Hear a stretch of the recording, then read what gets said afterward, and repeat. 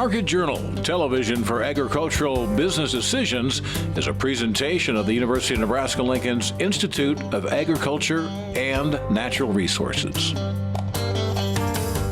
Promotional support is provided by the Nebraska Farmer Magazine.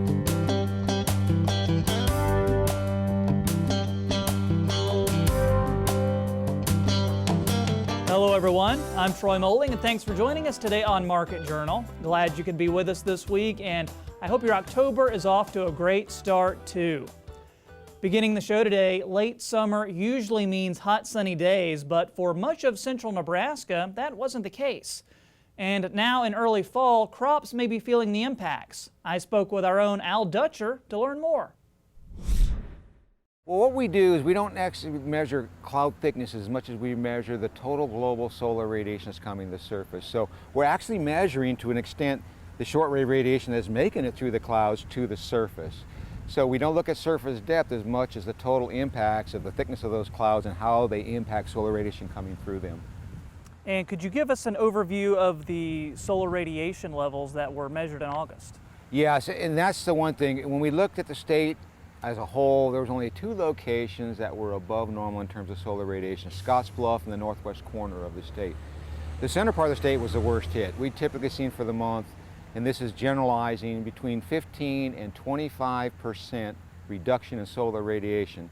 But within that 3rd full week of August, we had locations in south central and central Nebraska that received 1/5 of their normal solar radiation on the 24th and the 25th. Very heavy clouds, real foggy, and a lot of mist. And in regards to that solar radiation, what happens to the crops as that solar radiation decreases? Well, this is kind of a double-edged sword. And generally, you would think that solar radiation, particularly central Nebraska and westward, where we have a lot of irrigation, we like to have nice sunny days, cool nights, clear nights, so it goes through its normal respiration. When you increase the clouds during the day, of course, you don't get as much solar radiation and energy absorbed into the leaf matter, but in the same token, you can extend your grain fill process.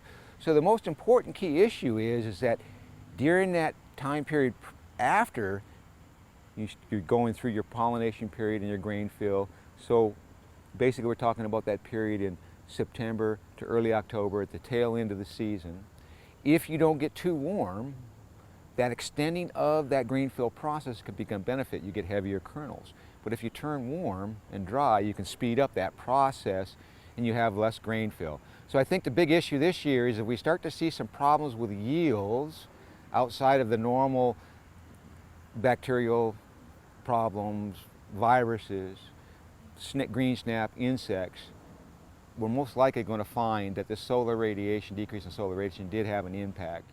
And you think that yield loss because of the decrease in solar radiation is specifically going to impact central Nebraska? If it's going to have an impact, I would think that that's going to be where the vast majority of the impact. But the problem we have there is we've been persistently wet, so you're going to have to try to offset that with the impacts of the extreme wetness, the wind, the hail, and the disease issues. All of those are key players this year. So isolating out a single instances of that solar radiation was caused most of yield reductions, if we do have real yield reductions there, it's going to be a difficult process. But I think it is a player. And in the past, you know, agronomically trained, this is one of the things we always were key to look for is a lot of cloud cover during grain fill can lead to some serious problems, particularly if the season is cut short. Any idea on specific spots where that could be seen? I know we just say central Nebraska, but any specific spots there? The area from Central City all the way down through Clay Center and about one county, both sides of that is where the core of the intense solar radiation decreases were and where our major daily solar radiation decreases were. You can't find a site within the eastern 3/4 of the state that didn't even have at least 1 to 2 days where we were 20 to 30% lower than normal solar radiation. But we would expect to see that in any given month. But the extent of day upon day upon day is the key issue here. We've got more information on this story on the Market Journal website, and of course, Al will be back later in the show to give us his full forecast. Next up, according to the latest crop progress report, harvest in Nebraska is currently at 8% for corn and 6% for soybeans. But before you begin storing this year's crop, there are some precautions to take so the grain stays in good condition. And one way the grain quality can be compromised is with an insect infestation. Nebraska Extension's Dr. Seymour says there are some things you can be doing right now. The most important thing for farmers to be doing, particularly now, is to make sure those grain bins are clean. And never put new grain on top of old grain. And it's really important to do a thorough job of cleaning so that you make sure and get underneath the floor, the drying portions, anything that's delivering grain, get that cleaned out as best you can. And that means in addition to a shovel and broom, using a vacuum. Even tiny particles could house insect eggs or mold spores and could jeopardize new grain coming in. Once the bin is clean, it's time for the next step. And then you want to follow that up with an insecticide application. And something like Tempo or deltamethrin, those different types of products. You do a coarse spray on there so that you get a good coverage of the sides of the bins, underneath the floor, underneath the aeration components, and get that all taken care of. Ron also suggests keeping the bin at a proper temperature and following certain rules if you'll be storing the grain for a longer period of time. If you're going to store that grain for more than 6 months, I would put a protectant in it, also an insecticide protectant. And that way it'll keep it in good condition through that longer period of time that you're storing. And then once you get it in the bin, getting it cool as soon as possible, because insects really don't grow and develop very well in temperatures below 50 degrees. And so if we can get it dry and cool right away, then our risks of having an insect pest problem are significantly reduced. We've included more resources for preparing bins for harvest on the Market Journal website. Time now for this week's market segment, and there's lots to get through with this week's analyst. Wet weather and slow to mature crops are making for an interesting harvest season, plus the quarterly grain stocks report offered up some surprises. Tredas's Doug Simon joined me on Wednesday to catch us up. Well, we had 2 to 3 inches around Lincoln on Tuesday night, an inch of rain in other places, and it's been the crops have been just very wet in of themselves because they have not been drying down that quickly and they're slow to mature.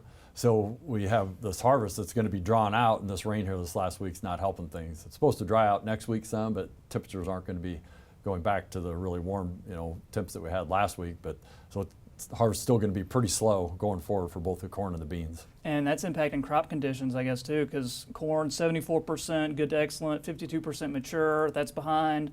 Soybeans 75% good to excellent, dropping leaves at that same percentage. So what do those numbers say to you? Well, we're way behind, what we typically are, and so I think a lot of these, grain elevators and end users that are needing corn, they've firmed up their bases to try to attract corn and beans to come into their houses. Looking forward, there was pretty good carries in the corn and the bean market, but they're going to do things that they're going to tighten up this basis, I think, and probably the carries also to try to attract corn coming into these elevators.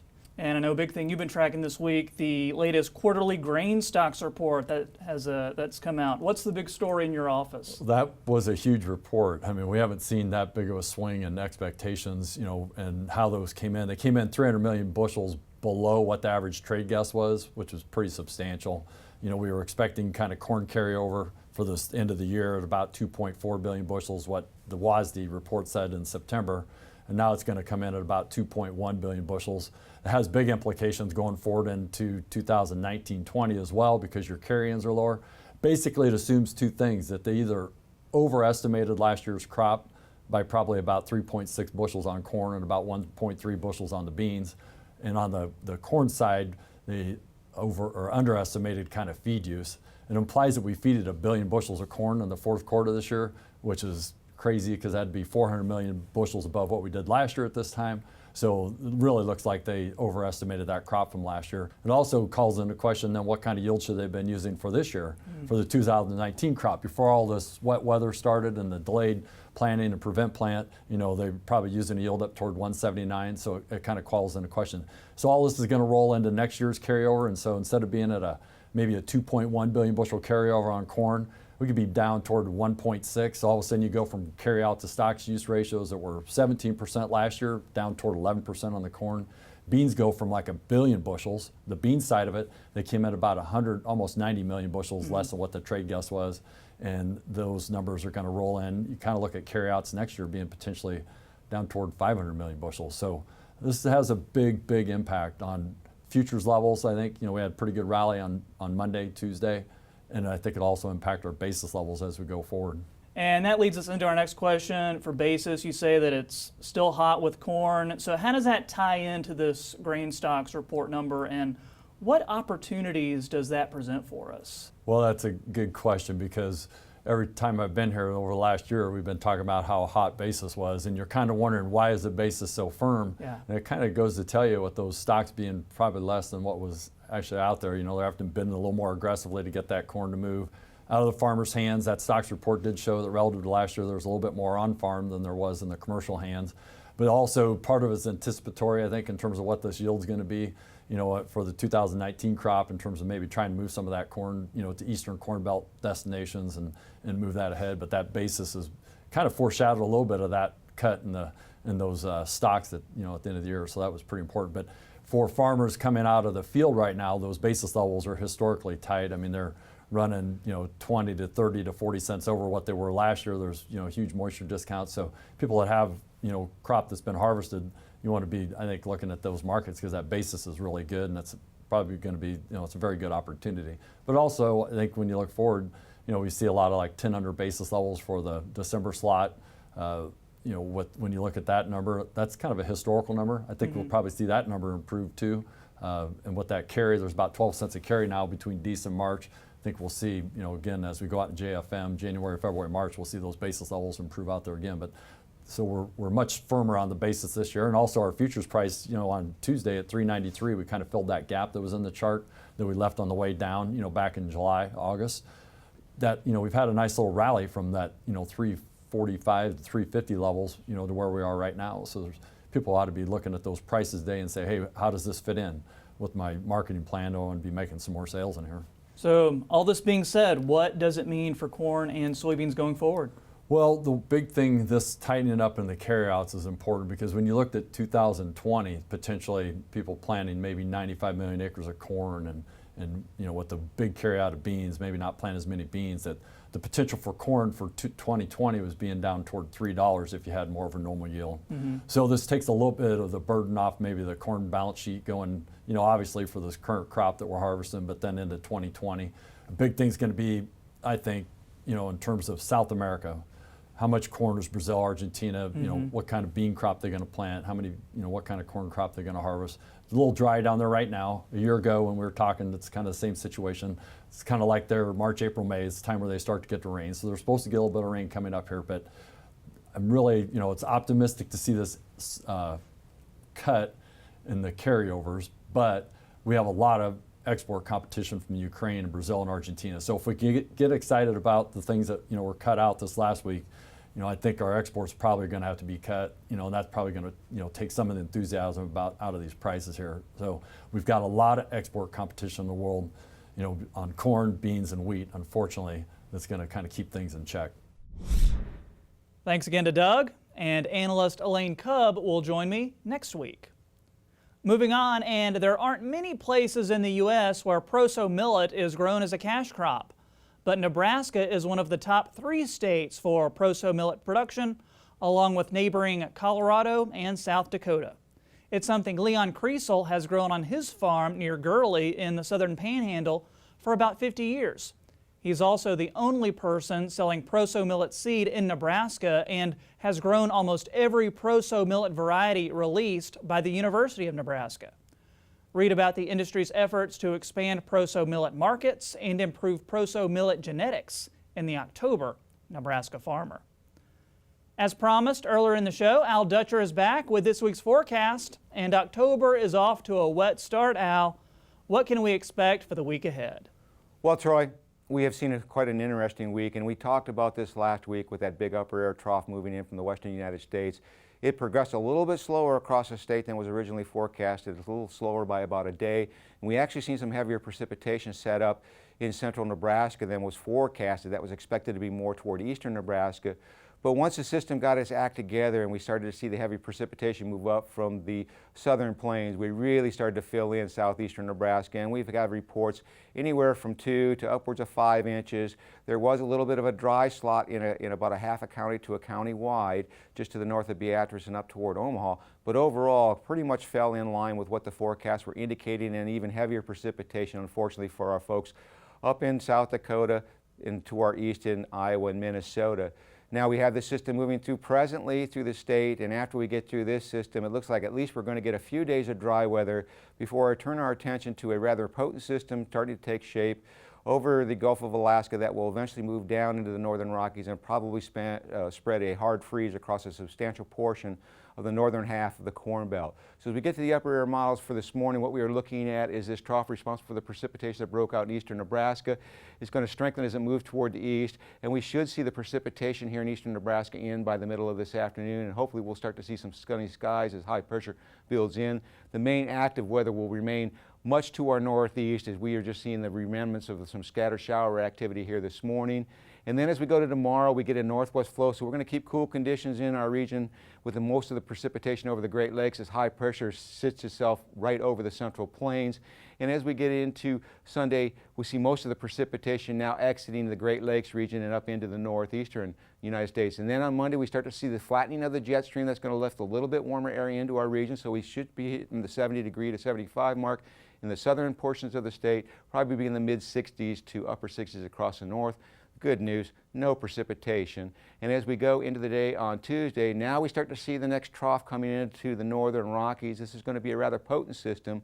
Low pressure starts to organize in eastern Montana, so we are going to start to see some precipitation breaking out across the northern Rockies as we see snow starting to move its way into the region, and a little system moving out of the southern stream may impact us as we get into the afternoon hours. But as we go into Wednesday afternoon, we are looking at that trough digging in, high pressure pushing toward the south, and low pressure to our south. Also, this will also cause a convergence, and we may see some precipitation break out in southeast Nebraska, but more important, heavy snow once again in the northern Rockies. On Thursday, this trough really starts to strengthen, high pressure following in its wake. This is our hard freeze conditions that are right now forecasted by the numerical models. We'll start to cover most of the Dakotas, possibly reaching into northern Nebraska. The heavier precipitation slides off to our east, and by Friday, that cold air starts to shift over into the central and eastern Corn Belt as high pressure firmly over Iowa will bring hard freeze conditions probably to at least the northern 1/3 of Iowa and Illinois. And then Friday, we start to see the system pushing toward the east, and that cold air will follow it. So most likely Friday morning, we will see hard freeze conditions in Indiana, and then on Saturday, this possibly will shift off into the eastern United States. More importantly, as we go to the 8 to 14 day forecast from next week to the following Tuesday, with freezing conditions, above normal conditions usually occur with that Indian summer-like conditions. High pressure comes in, and more importantly, it doesn't look like we're going to be saturated, at least for the next few days. Thanks, Al. Next up, 13 is the lucky number when it comes to soybeans. That percentage is the optimum moisture content for the crop come harvest time. Going above 13% means a dock at the elevator, while falling below means drier beans and a smaller yield. And since it can be really tough to get that 13% exactly right, Nebraska Extension's Randy Pryor says you can take a little bit of dockage and still be better off. And the reason why is when beans get overly dry, they can shatter, and shatter losses alone, 3 to 4 beans per square foot is a bushel per acre loss. Shatter is a big issue, but you're also getting paid on less bushels at 8 or 9%. It's ingrained in our head that we don't ever want to dock. But what happens is, as beans dry to 12, 11, 9, and 8%, we are losing far more in water weight than if we would have been delivering those beans at 14 or 14.5%. But we really need to be a little more aggressive in Nebraska and not worried about, oh, I got a dockage here at 14.5%. But let's take a little closer look at what happens when we're delivering at 9, 10, 11% plus the shatter. So if you're delivering soybeans at 10% moisture, that's 3.3% yield loss.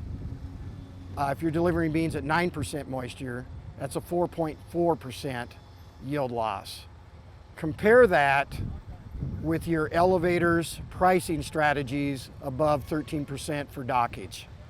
And that isn't even taking into account shatter loss.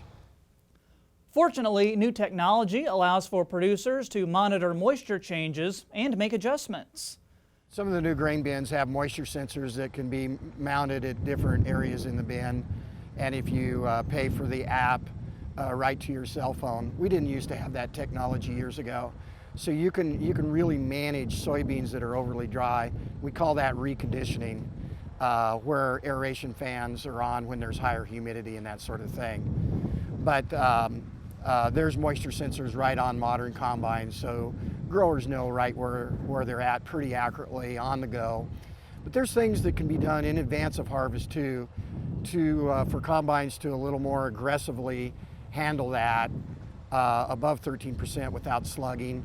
And so if you've ever slugged a combine, that is a terrible thing to have to do. So there's some certain things that growers can do. On the Market Journal website, we've posted some links to help optimize soybean harvest and adjustments to the combine that you might want to make. Finally today, it's been a challenging year for producers in Nebraska, and that goes for alfalfa growers too. This week, Market Journal's Bill Dodd spoke with an expert to get an update on the popular forage. Bill, how are things looking for alfalfa producers, and what do we need to keep in mind as we make our way through fall? Thanks, Troy. It's no secret that precipitation has been above average for many producers here in Nebraska and the Corn Belt in general this growing season. We've seen many negative effects on corn and soy crops as well, and alfalfa hasn't been without a few problems of its own. This year has been the wettest 12-month period in the 124 years of record keeping in the continental United States, and the effects of all the rain and runoff are still being felt as producers head into the fields for harvest. When it comes to alfalfa, some producers are in a good position as we head into October. However, according to Nebraska Extension Forage expert Bruce Anderson, some of the dry periods producers depend on were few and far between in some areas, causing a disruption in regular hay quality and harvest practices. Well, alfalfa's kind of been up and down. You know, it really needs to have some dry periods in order to make decent hay off of it. And we haven't had a lot of those nice long dry periods to get good hay put up. So while we may have had good tonnage in some situations because of the plentiful moisture, getting good quality hay off of that has really been a struggle. Because of all of these in and out wet periods that we've had during the year, many growers have not been able to hit maybe the type of harvest schedule that they'd like to have. And as a result, we have some folks with fields that, maybe a foot and a half tall and just looking beautiful for taking a late cutting. Others have just taken a harvest maybe a couple weeks ago and won't have another chance for another cutting this year because of the slow growth rate that we see in October and late in the year. So we really have kind of alfalfa fields right now that are what I'd say is in all sorts of different conditions, but most of them have probably had fewer harvests or later harvests than what they normally would in a regular growing season. As we get into this time of year, Bruce tells me it becomes a bit of a tough decision as to whether or not to take a cutting due to the fact that producers are entering what some consider the prime winterizing period for an alfalfa crop, as it's going through the process of putting nutrients down into the root system in order to help with winter hardiness and contribute to substantial growth for the following season. The winterizing period on the alfalfa we generally think of as lasting in Nebraska from about mid-September to mid-October, and that's the time frame when the plants are really sending a lot of the nutrients that they produce in photosynthesis down into the root system so that those nutrients will be able to support the plant over the winter time. And so harvest during that time period removes that photosynthetic capacity for the plant. It's going to draw some of the nutrients out of the root system. As a result, if we were to take a cutting at this time of the year, we're going to weaken those plants to some degree. Now, a lot of times we get by with that pretty effectively, especially if we've had something in the neighborhood of 6 weeks or more since the previous cutting. Then the alfalfa is in pretty good shape and we can do that. If, though, we have had a shorter time period before that cutting is going to take place, I think producers really ought to either think of doing one of two things. That is, delaying that harvest until after about mid-October, when the plants will have been what I'd say fully winterized and a harvest won't hurt them, or if they have the livestock capability to look at potentially grazing that alfalfa as a way of getting a harvest off of that final growth. As producers are preparing to graze alfalfa, Bruce tells me it's typically best to wait until we've seen 1 or 2 good hard freezes. This will help ensure good growth during the next season, as well as help firm up the soil in order to keep hoof damage on the ground to a minimum. Beyond that, Bruce explains this practice could also benefit the animals that are grazing. The hard freezes also do another thing. They change the makeup of some of the chemicals in the alfalfa plant as the plant starts to dry down from the freezing. So as a result, the compounds that can cause bloat in the animals start to be reduced to some extent. As a result of doing all of that, then they can graze much more safely with the animals. If the plants are still real green, especially if they're real lush and green, then we need to take a few of the precautions that are necessary to reduce the likelihood of bloat. Things like feeding the animals real well prior to turning them onto the alfalfa. Things like making sure that we turn them on when the alfalfa is real dry. So typically that's going to be mid to late morning or later in the day.